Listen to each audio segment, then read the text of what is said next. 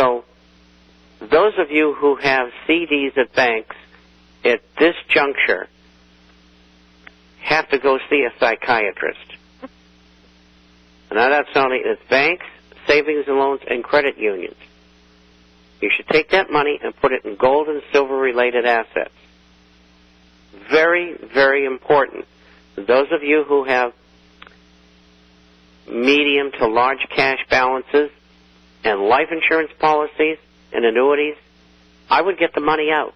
And if you want to replace the insurance, use decreasing term insurance. It doesn't gather any cash value. What it does is it insures you for a specific amount of time. It's very inexpensive insurance. Let's say you're 30, the husband and wife are both 30, and they just had 2 children, the 2 previous years, let's say. So there's 4 people. And they want to insure over them, say, the next 20 years, that if one of them or both of them die, that there'll be money there for the children. So they go out and they purchase, say, $1 million each in decreasing term insurance. What does it cost at 30 years old? Probably $180 a year or something like that for each. It's really, really inexpensive. When I had an insurance license many years ago, I sold a lot of decreasing term insurance because I felt that was the best buy for the money. Because most people don't die before they're 50, and you're really only protecting the children. And beyond that, all you need is enough to bury you, and that can vary anywhere from $5,000 to say $50,000. And so having those cash values, these insurance companies, especially the stock companies, are holding stocks in their portfolio, and if it goes to 4,000 on the Dow, they're going to be out 60, 70, 80%. They're not going to be able to pay off. And the annuities are even worse. And I've been answering more questions on this. Yeah. And I'm telling people to get out. I mean, the worst that could possibly happen to you is you'd hold your own. You wouldn't make any money. You wouldn't lose any money. And don't forget, during a depression, the value of everything except gold and silver in an inflationary environment goes down 60 to 100%. If the 1930s are any example, and this time it's 5 times worse than 1960s. So who knows what's going to happen or where it's going to go. And at least you'll retain your buying power. It's called wealth preservation. That's all we're looking for here.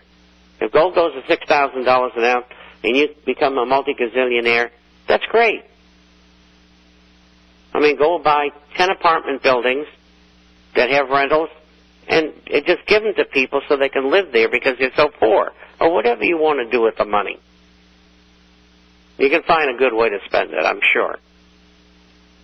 I mean, this is not about getting rich and being like these people that we read about every day from banking, Wall Street, and all these other elitist, illuminist corporations that are screwing the people of the world into the ground.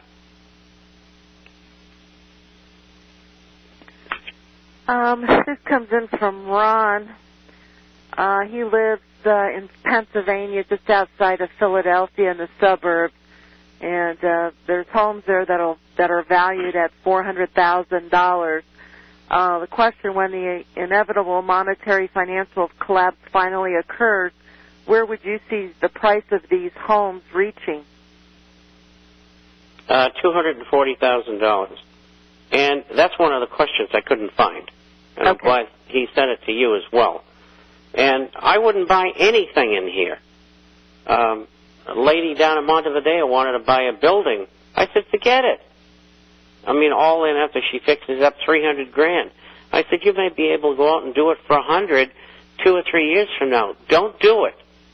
Besides, it's an illiquid investment, and that's exactly what this gentleman who's outside Philadelphia is facing. Don't, under any circumstances, buy. It's not the time to buy. For investment or just to have a home.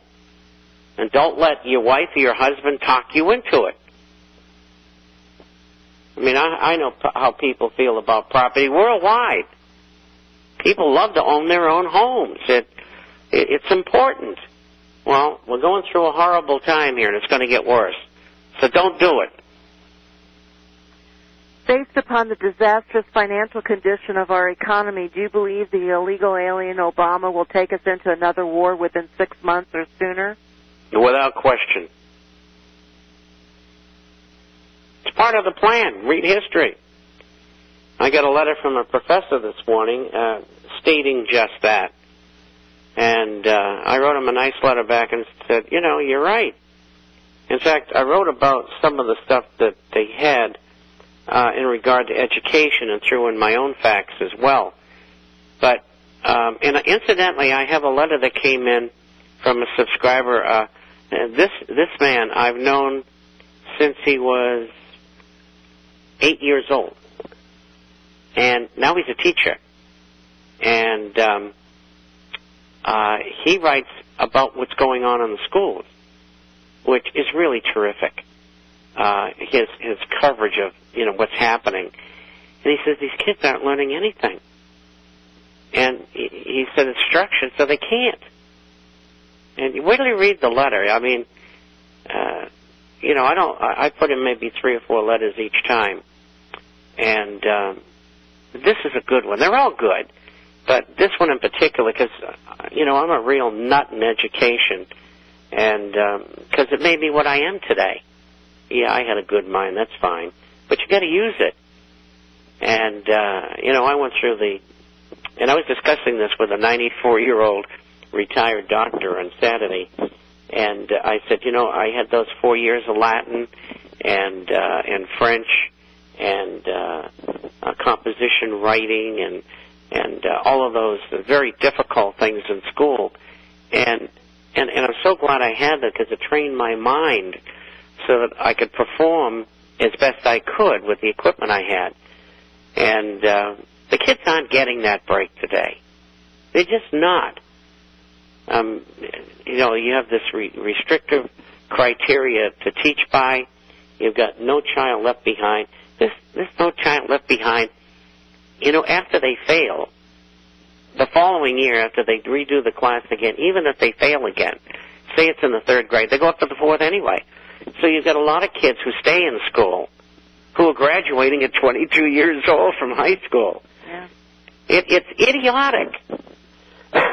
And in the big cities, about 25-27% of minorities that enter school in the 9th grade are graduating.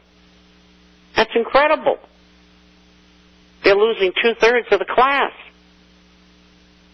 I should say 37, not 27 percent graduate, but it's still appalling. And there's all those young minds that could have done something wonderful that they lose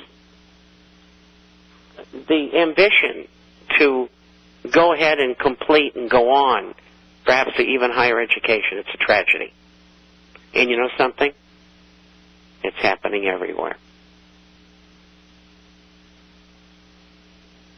I have a relative that works in the school district down in Lancaster, Bob, and he says you just wouldn't believe what these kids do in school. He says they're too busy doing other things. He says, you're right. He says they don't learn, and with what you just mentioned, he says the teachers can't say, goes beyond, the teachers can't say anything to them. He says you have a handful that's good. He says, but the words that come out of their mouth, the disrespect, he says they're practically having sex in the hallways, and nobody can say anything to these kids. And it is the school program, but a lot of it also, how much of it comes from home, too? Because these kids don't have the parents in the home structure, the family structure anymore. So they're getting it, these poor kids are getting it from both sides. Yeah, my daughter's a teacher, and she says exactly that. Some of the parents that work during the day do care, but she said like 3%. They have parent-teachers nights, and nobody comes. Yeah. Nobody. Nobody at all.